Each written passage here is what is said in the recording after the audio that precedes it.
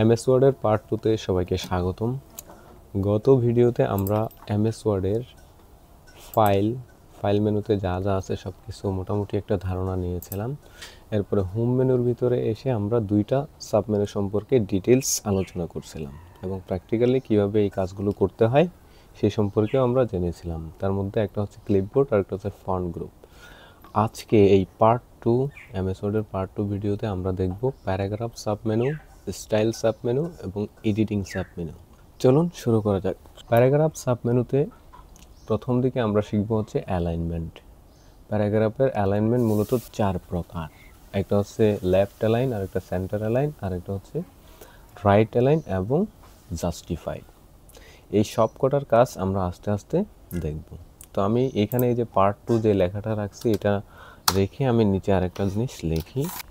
ধরেন যে align left, এটাকে আমরা যদি এখন আছে কিন্তু সেন্টার পজিশনে, আমি যদি এই পুরো টেক্সটটাকে সিলেক্ট করে আমি লেফট অ্যালাইনে ক্লিক করি তাহলে দেখেন মার্জিনের সাথে বাম দিকে অ্যালাইন হয়ে গেছে এটা।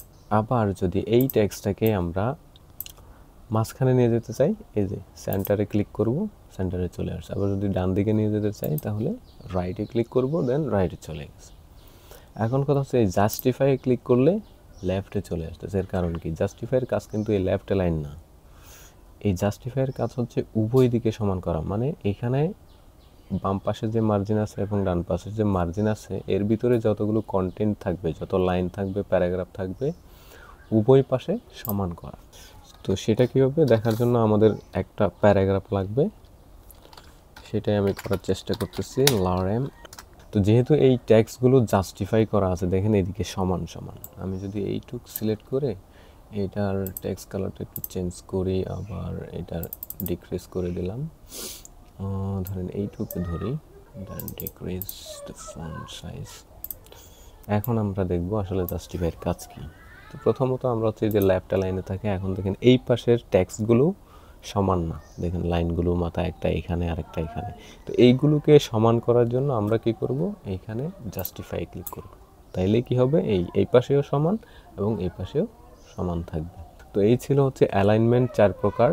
এরপরে আমরা দেখব এই যে বুলেট পয়েন্ট। এই বুলেট পয়েন্ট আমরা কিভাবে ইউজ করতে পারি। এখানে কয় ধরনের বুলেট পয়েন্ট আছে দেখেন, অনেক ধরনের বুলেট পয়েন্ট আছে। সেই জন্য আমরা একটা লিস্ট তৈরি করব। ধরেন হচ্ছে আইটেম 1, দেন আইটেম 2,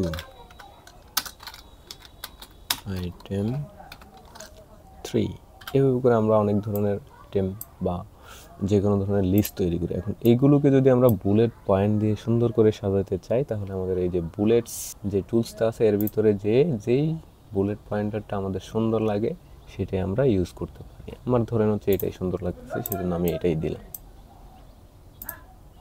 এইভাবে করে আমরা যত প্রকার লিস্ট আছে সেইগুলোকে আমরা বুলেট পয়েন্টার দিয়ে যদি সাজাতে চাই, ধরেন এখানে 3টা আইটেম লেখা, আপনার যদি আরেকটা আইটেম অ্যাড করা লাগে তাহলে কি করবেন, এন্টার দিলে আরেকটা বুলেট পয়েন্টার অটোমেটিক্যালি সাজেস্ট করবে।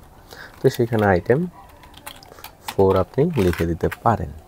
এভাবে করে যত প্রকার আইটেম আছে আপনি লিখে দিতে পারেন, যেমন আম, জাম, কাঁঠাল, লিচু, অনেক ধরনের লিস্ট আকারে যেসব আইটেমগুলোকে আমরা হচ্ছে বুলেট পয়েন্টার দিয়ে সাজাতে চাই সেগুলো এখানে এই যে বুলেট থেকে এসে যেই বুলেটটা আপনার পছন্দ হবে সেটাই আপনি দিয়ে দিতে পারবেন।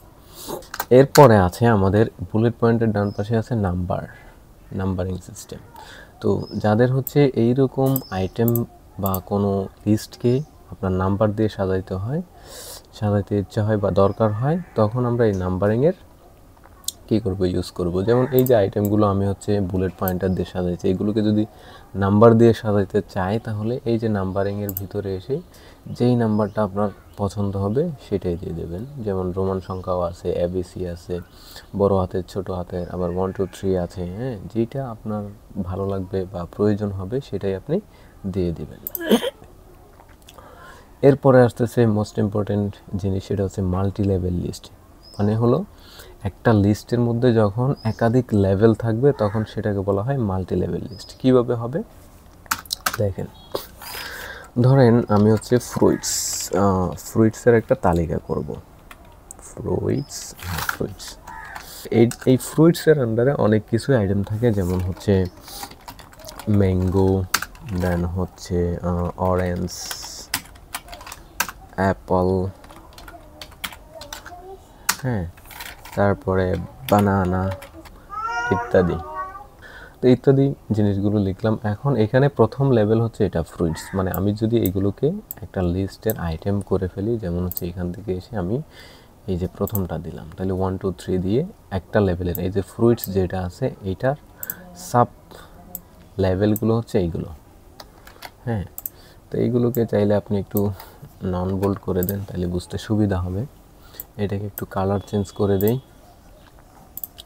এখন দেখেন এই যে ম্যাঙ্গোর ভিতরে ম্যাঙ্গোর ভিতরে কিন্তু আরও অনেক জিনিস থাকে, যেমন হচ্ছে এই যে মানে প্রকারভেদ আর কি শ্রেণী, রূপালি আম আছে, তারপরে আপনার হচ্ছে আরও কী জানি আছে, হিমসাগর,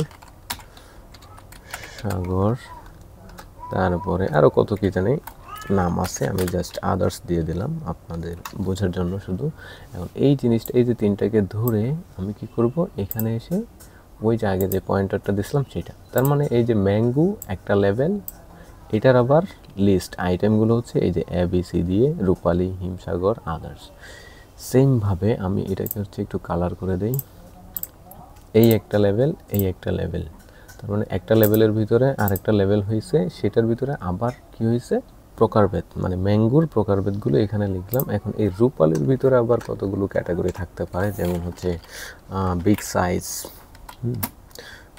সাইজ, তারপরে মিডিয়াম সাইজ,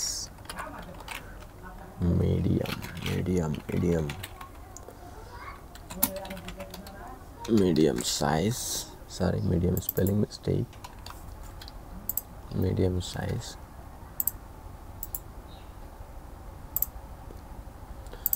এরপর আসতেছে স্মল সাইজ।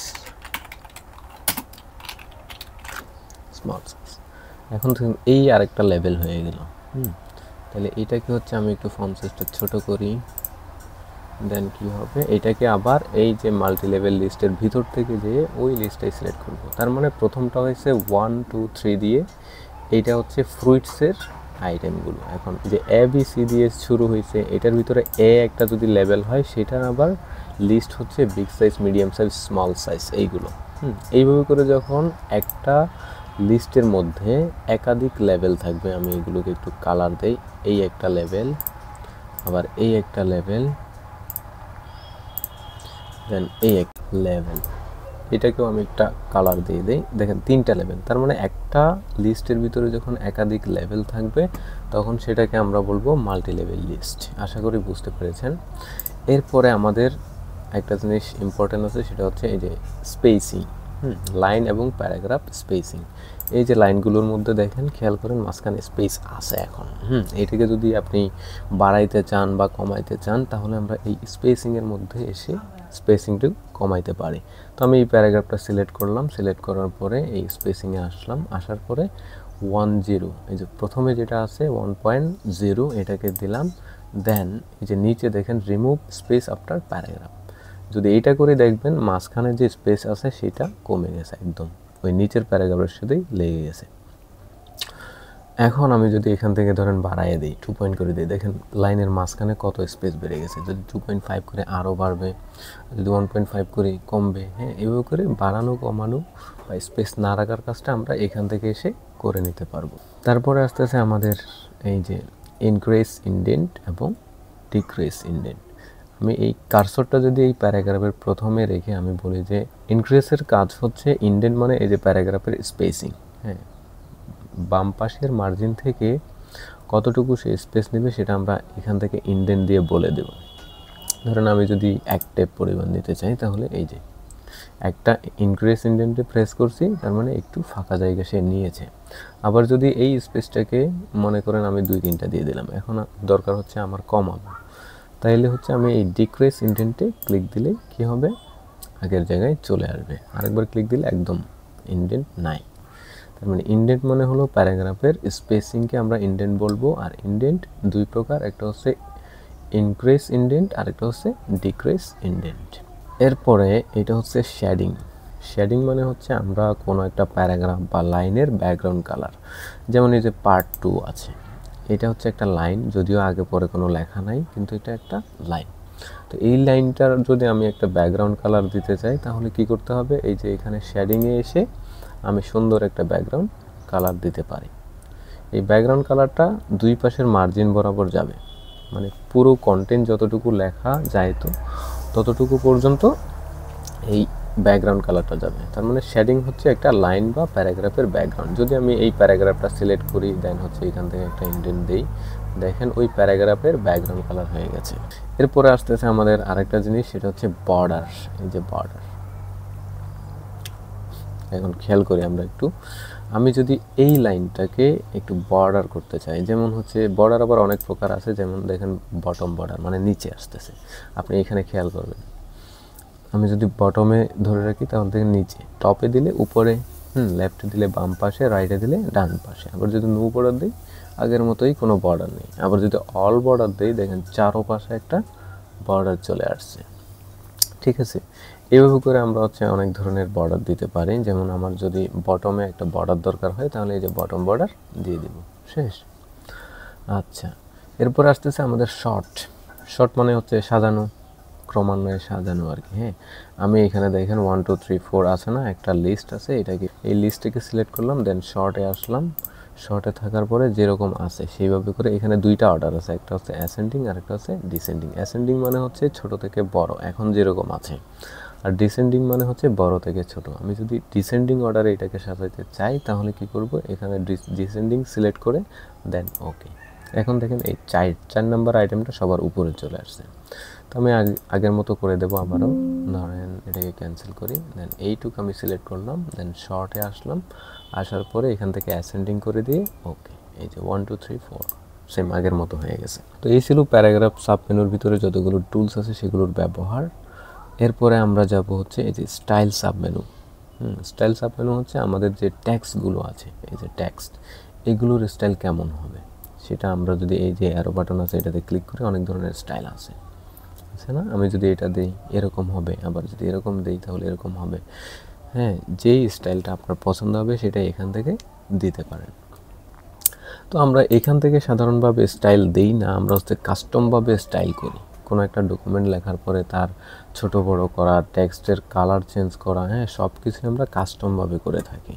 তো আপনি যদি কোনোভাবে মনে করেন যে আমার তো মানে সময় নাই, এখন আমি হচ্ছে খুব অলস, সেই জন্য আমি এখান থেকে মানে একটা স্টাইল ফিক্স করে দিলাম, ধরেন এটা দিয়ে দিলাম, তাহলে দেখেন ওই স্টাইলে সব কিছু এই যে হেডিংগুলো ওইভাবে সেজে যাচ্ছে। উপরে একটা বর্ডার, আবার নিচে একটা বর্ডার, আবার উপরে একটা বর্ডার, এভাবে করে, মানে এখানে যেরকম আছে আর কি। তবে এটা খেয়াল রাখতে হবে আপনার হচ্ছে কন্টেন্টগুলো আপনি সিলেক্ট করছেন কিনা। আমার কার্সর যেখানে ছিল সেখানে স্টাইলটা মানে অ্যাপ্লাই হয়েছে। আমি যদি পুরো কন্টেন্টটা সিলেক্ট করে এটাকে দেই তাহলে ওই রকম হয়ে যাবে সব। দেন তো আমি চাই না সেটাই থাকুক, আমি আগের জায়গায় চলে আসি। এখন আমাদের একদম মানে মজার যে জিনিসটা সেটা হচ্ছে এই যে জিনিসটা, আমাদের এডিটিং সাব মেনু। এডিটিং মানে হচ্ছে এডিট করা, কোনো একটা ডকুমেন্ট আপনার লেখা শেষ, এখন আপনার ওখানে কিছুটা চেঞ্জ করতে হবে, সেটাকে আমরা এডিটিং বলি। তো এখানে এডিটিংয়ের মধ্যে কিছু টুলস আছে। প্রথমে আছে ফাইন্ড, মানে খোঁজ করা। হ্যাঁ, ফাইন্ড মানে কি, খোঁজা। তো আমি যদি এই যে পার্ট 2-কে খুঁজতে চাই বা আইটেম 1-কে খুঁজতে চাই, আমি এখানে জাস্ট লিখবো আইটেম 1। হ্যাঁ, আইটেম 1 দেখেন এসে হাইলাইট করে আমাকে খুঁজে দিয়েছে। রেজাল্ট কয়টা পাইছি, এই যে আইটেম 1 একটা রেজাল্ট আমরা পাইছি। আচ্ছা, ভালো কথা, এই হচ্ছে খোঁজ করার। তো এই হচ্ছে খোঁজ করার নিয়ম। এরপরে আমরা যাব হচ্ছে এখানে আর কি আছে, রিপ্লেস আছে, দেন হচ্ছে সিলেক্ট মানে হচ্ছে এখান থেকে আমরা কোনো একটা অবজেক্ট চাইলেও সিলেক্ট করতে পারি, কিংবা হচ্ছে সিলেক্ট অল করলে কি হবে, এখানে এই ডকুমেন্টে যতগুলো কন্টেন্ট আছে, অবজেক্ট আছে, সব কিছুই সিলেক্ট হবে।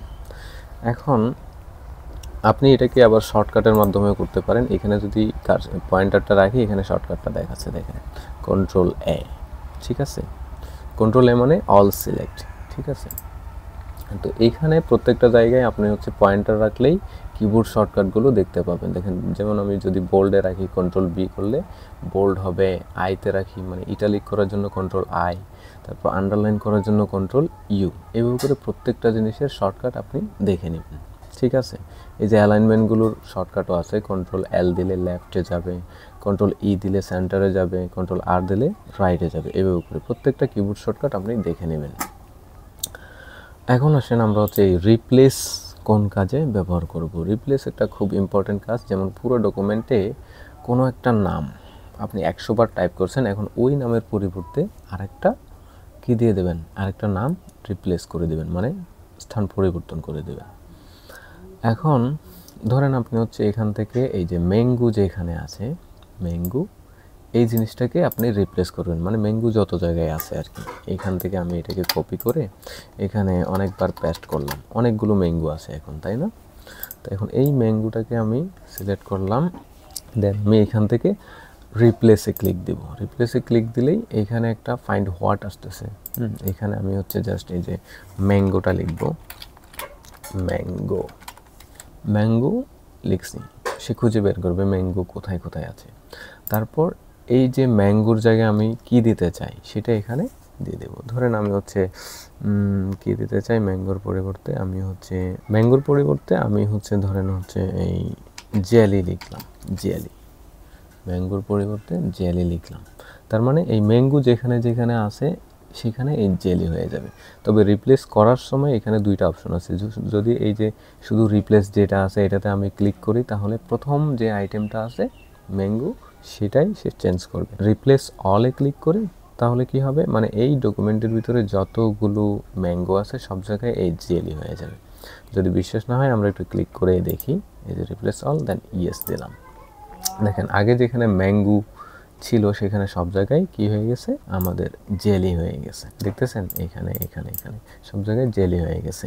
এই হচ্ছে এডিটিং সাবমেনুর 3টা টুলস। ফাইন্ড মানে খোঁজ করা, রিপ্লেস মানে হচ্ছে একটা জায়গায় আরেকটাকে রিপ্লেস করে দেওয়া আর কি। হ্যাঁ, তারপরে সিলেক্ট মানে হচ্ছে আমরা কোনো একটা অবজেক্ট, আইটেম বা ট্যাক্সকে সিলেক্ট করার জন্য এই সিলেক্ট টুলসের ব্যবহার করব। এটার একদম সহজ হচ্ছে এই যে যেমন মাউসের লেফট বাটন ক্লিক করে যতটুকু ড্র্যাগ করব ততটুকু সিলেক্ট হবে। হ্যাঁ, আবার যদি সম্পূর্ণ সিলেক্ট করতে চাই তাহলে কন্ট্রোল এ প্রেস করলেই আমাদের হচ্ছে সম্পূর্ণটা সিলেক্ট হয়ে যাবে। এই তো আজকে এই পর্যন্তই, দেখা হবে নেক্সট ভিডিও।